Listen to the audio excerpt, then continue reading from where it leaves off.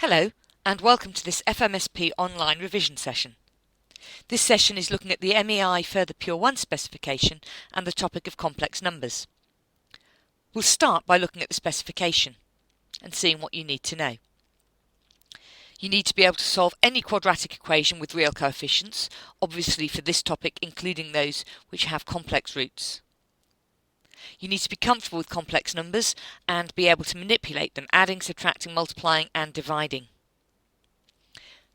Part 4 here illustrates a subtle point that in any complex equation you actually have two equations, a real equation and an imaginary equation, and therefore you would be able to find two unknowns from a single complex equation. Part 5 is really important. Knowing that roots occur in conjugate pairs. That's easy marks in the exam. And what they mean by simple cases of solving higher degree equations are those which either you can find one or two roots quickly using the factor theorem, or they will give you one of the roots, or possibly both those cases. You also need to be able to represent your complex numbers visually using an Argand diagram and be familiar with simple loci. So let's have a look at the key points that you need to remember. First of all, this star notation for the conjugate.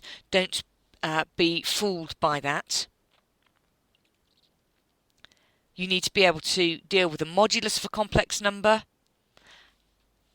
Note that that's b squared there. It's not bj squared, which give you minus b squared.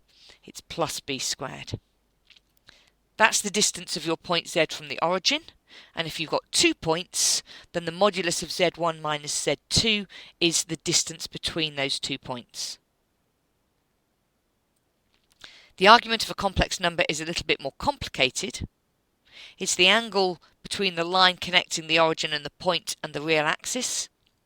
But it's very important that you make sure your argument is in the correct quadrant. So if, for example, you had this complex number here, a plus bj, where a is negative, if you plug that into your calculator with the negative sign, you'll get that angle there.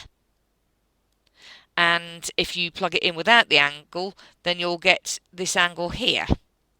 And what you actually want is that angle there. So make sure that you've got that angle there. We'll look at an example of that in a minute. The argument of z1 minus z2 is the angle between the line connecting the points and the real axis. When you're drawing diagrams, you don't need to worry about being precise with your angles, but you do need to make sure that they look sensible. So if it's supposed to be less than 45 degrees, make sure it is less than 45 degrees, and so on. You need to know what modulus argument form is, so that's writing a as r cos theta and b as r sine theta, and writing it in this factorised form. For roots of equations, if x to the n is the highest power, then your equation will have n roots, though some of those might be repeated. I've already mentioned about conjugate pairs because I don't want you throwing easy marks away. And I mentioned the factor theorem.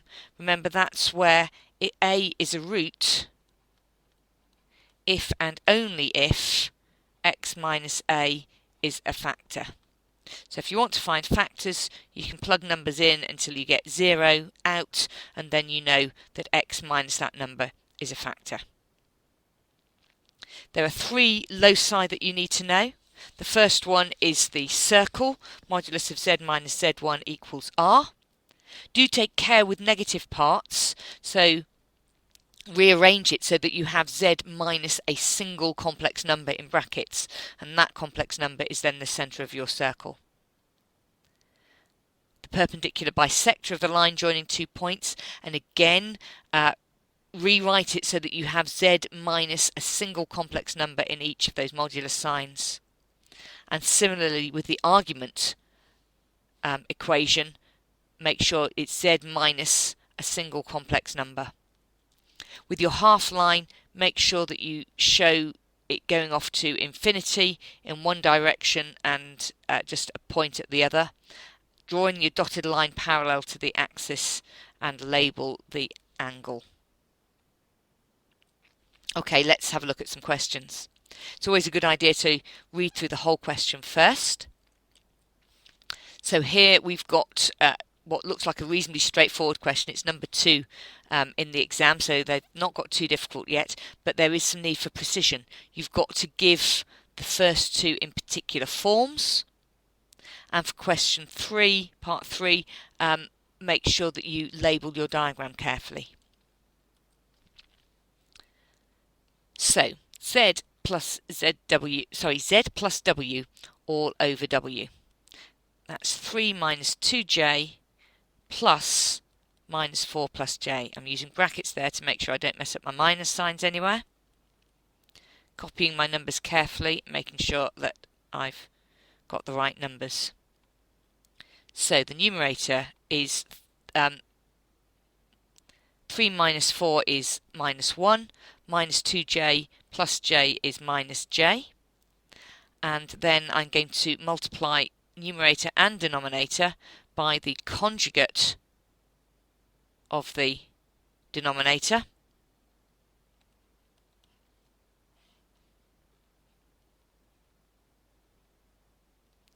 So minus 4 plus j minus 4 minus j.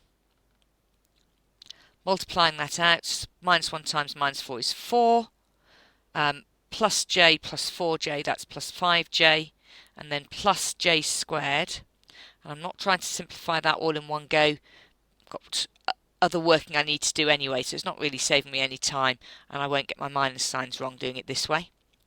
The denominator is the difference of 2 squares, so that's 16 minus j squared, so that's plus 1. And that gives me 3 plus 5j all over 17. And because it asks for it in the form a plus bj, I'm just going to separate those out.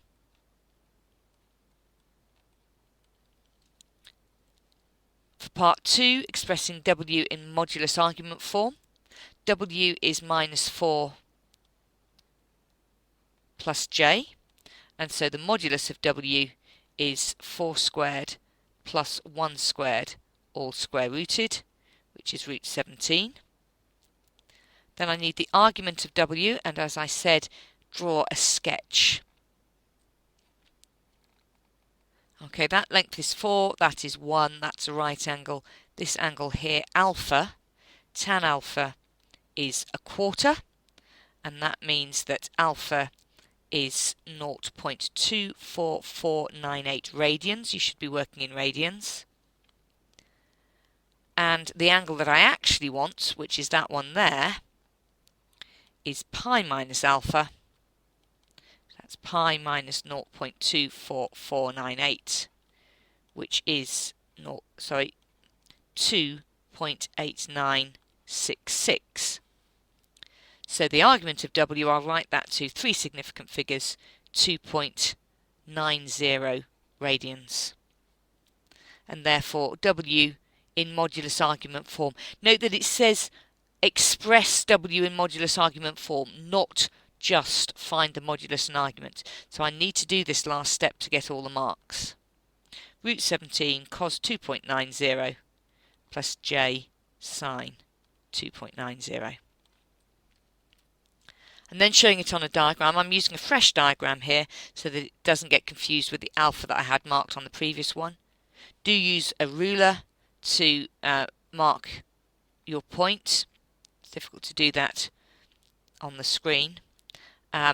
Mark this point here, minus 4, and j, I'm going to label my axes, and 0, and then that length there is root 17, and that angle there is 2.90 radians. Let's have a look and see how the mark scheme works for this question. For part 1, there's just a method mark for multiplying by the conjugate of the denominator. There's then an accuracy mark for getting that 17 and an accuracy mark for the final answer. Expressing in modulus argument form, there's a single mark for finding the modulus, a single mark for finding the argument. There may only be one mark for it, but it's worth doing that working in the sketch to make sure you get it correct. And then another mark for compiling that together into the correct form. And for the diagram, there's a method mark for having W in the correct position. And, sorry, not a method marker, just a mark. And a mark for labelling the modulus and argument correctly. So that was basic manipulation. Now we're moving on to a question involving roots of polynomials. We've got a cubic equation with an unknown real number in it. We're given one of the roots. The first thing we're asked to do is write down the other complex root, so we should be able to do that without any working. But take care, it says hence find the real root and the value of k. So that means I can't use the factor theorem. It means I have to use what I've already got. Okay, so write down the other complex root. The other complex root is 1 minus 2j. Hence find the value. So that means that the factors are z minus 1 minus 2j and z minus 1 plus 2j and z minus 1 minus 2j. So that means that the product of them is also a factor. So z minus 1 minus 2j multiplied by z minus 1 plus 2j. That equals z squared minus z plus 2jz minus z plus 1 minus 2j minus 2jz plus 2j minus 4j squared. Now, you should always find in this situation that the imaginary terms cancel out. So if they don't, go back and check, but these do. Plus 2jz minus 2jz minus 2j plus 2j.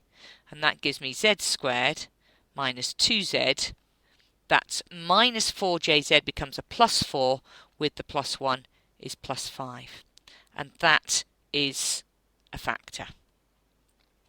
So now you need to divide your polynomial by that factor. You can use any method that you choose, but I'm going to show you what I think is the easiest method apart from doing it in your head. And that's to use the grid method backwards. I know I'm going to have a linear factor. I'm going to put my quadratic factor down the side here, z squared minus 2z plus 5. And if I'm multiplying this out, then I would get my 2z cubed in the top left-hand corner. And that means that up here I must have had 2z to multiply with the z squared to get that. Filling in the rest of that column gives me minus 4z squared and plus 10z. And I've got minus 4z squared, and I just want minus z squared, so I need to add 3z squared. So I must have plus 3 up here, and that gives me minus 6z and plus 15. And that gives me the 4z that I needed, and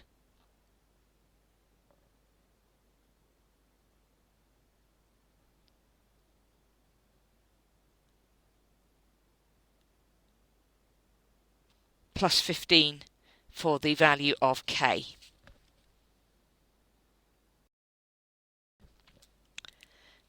So I can write down that k equals 15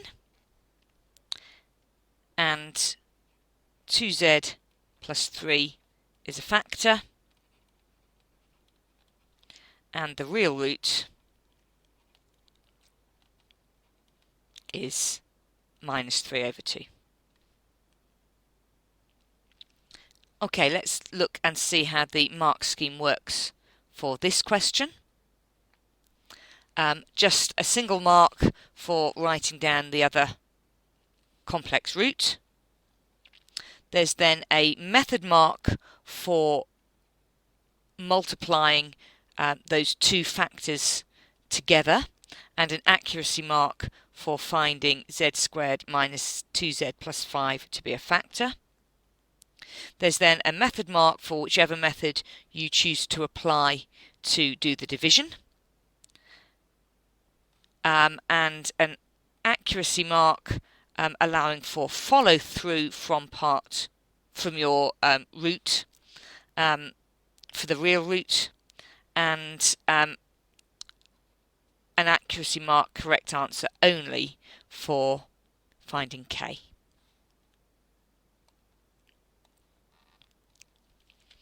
Okay, and a question on loci. So, first thing, it says write down the equation of the locus represented by the circumference of circle B, so that's the outer circle. Then it says write down the two inequalities that define the shaded region between but not including, so we need to be careful with our inequalities. There's part B then, which is quite separate, drawing an Argand diagram to show that region and determining whether that point lies in it. Note that we've got strict inequalities there that we'll need to illustrate on our diagram. Okay, so part A, part 1 writes down the equation. Well, what I've got is a circle with centre here 2 plus 6j, and it's got radius 4, and therefore my equation is z minus brackets 2 plus 6j modulus equals 4. And then two inequalities defining the shaded region. Well, I need the one that I've got, z minus 2 plus 6j must be less than 4, and the other one, the centre there is 3 plus 7j, so that's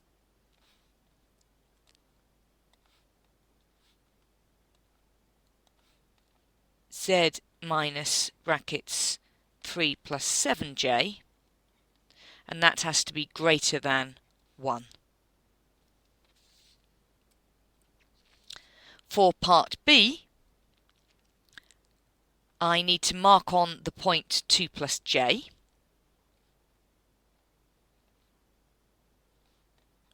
on my Argand diagram,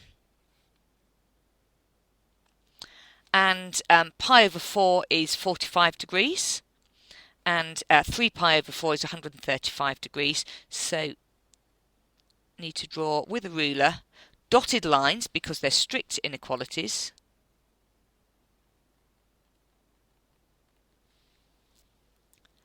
and I want my argument to be in between those, so I need the area in between to be shaded. Then I need to look at that point and decide whether it lies in the region, and you could do that geometrically by looking at the equations of the lines, or you can do it by finding the argument of this number. So z is 43 plus 47j,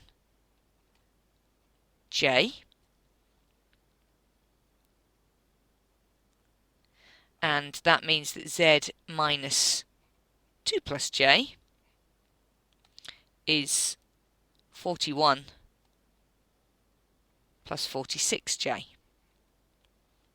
We now need to find the argument of 41 plus 46j, and that is inverse tan or arctan of 46 over 41, and that equals 0.843. And because both 43 and 47 are positive, I'm in the first quadrant, so the answer I get out there is the correct argument. Now pi over 4 is 0.785 and 3 pi over 4 is 2.356, and that means that pi over 4 is less than 0.843 is less than 2.356. So it lies in the region.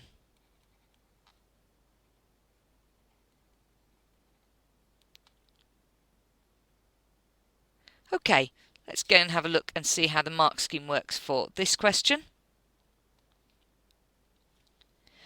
For part A, there is a mark for identifying the centre. There is a mark for having equals 4 in your equation, and there's a mark for the equation being fully correct. For part 2, there's a mark for each of the inequalities, allowing for the inequality signs being incorrect, either the wrong way round or not being strict inequalities. There is then another mark for both of them being fully correct, including those inequality signs. For part B, there is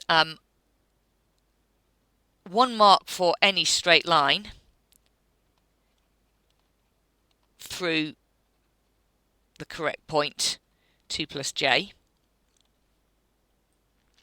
There is another one for both the half lines correct, and there's another one for the region being correct. For part 2, there is a method mark for any valid method. In this case, you then get an accuracy mark for finding the argument correctly, and there is then an explanation mark for justifying clearly that it lies in the region. Well, that's everything you need to know about complex numbers for MEI Further Pure 1. I look forward to your company in the other MEI FP1 videos and wish you all the best with your exams. Goodbye.